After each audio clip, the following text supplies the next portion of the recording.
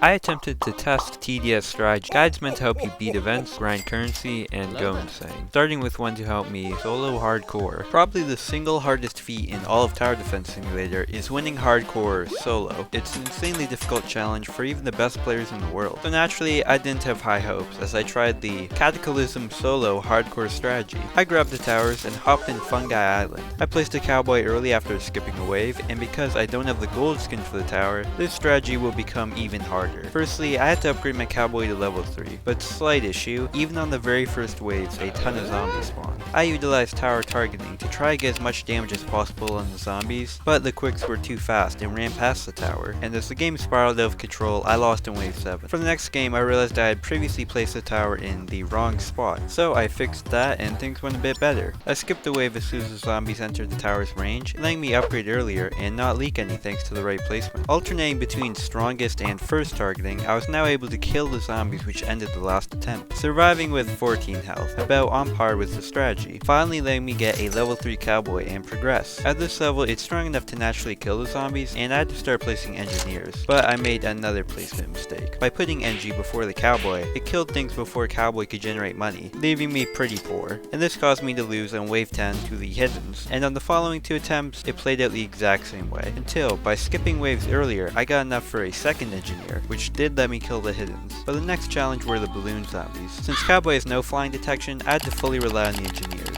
which just barely managed to kill them. But on that same wave, a horde of invisibles spawned, and I lost again. I was considering giving up, but I decided to give it one more try.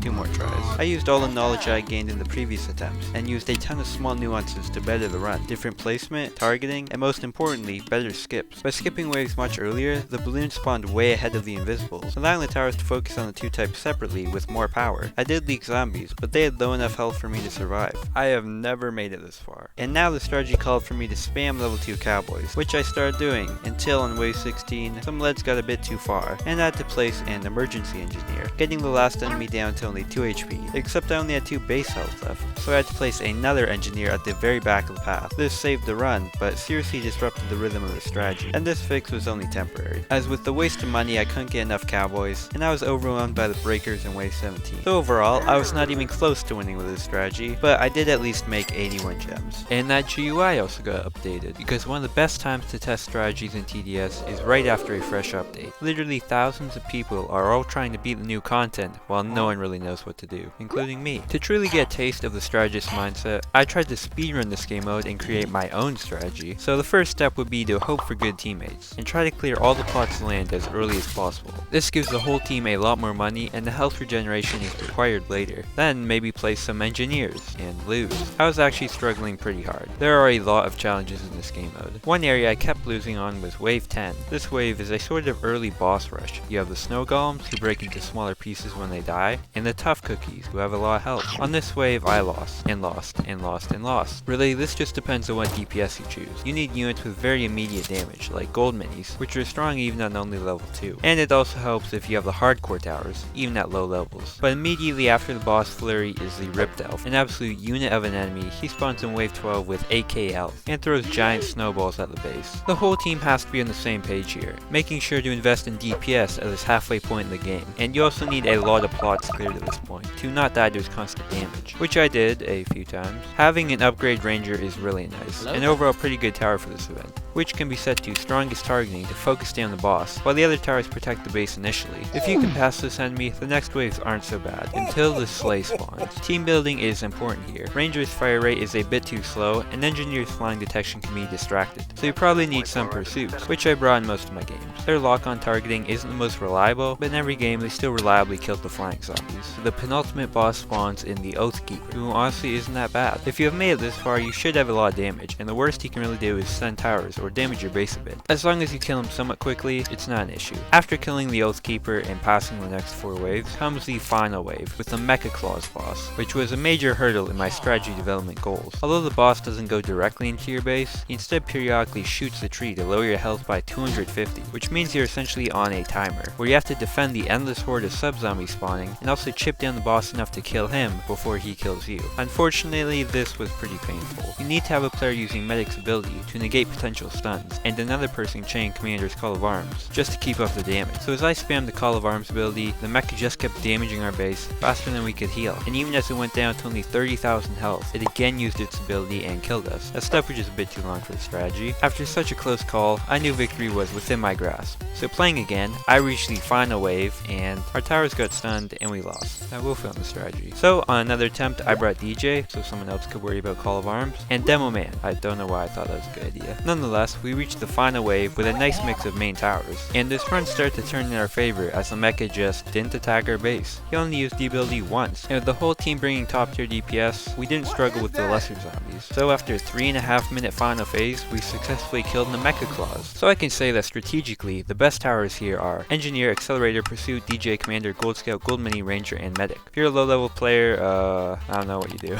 And my guide would just be to clear every plot early, get a Ranger for the Ripped Elf, and pray that matchmaking gives you teammates who didn't all bring the exact same support. Thanks for watching, subscribe, like, bye!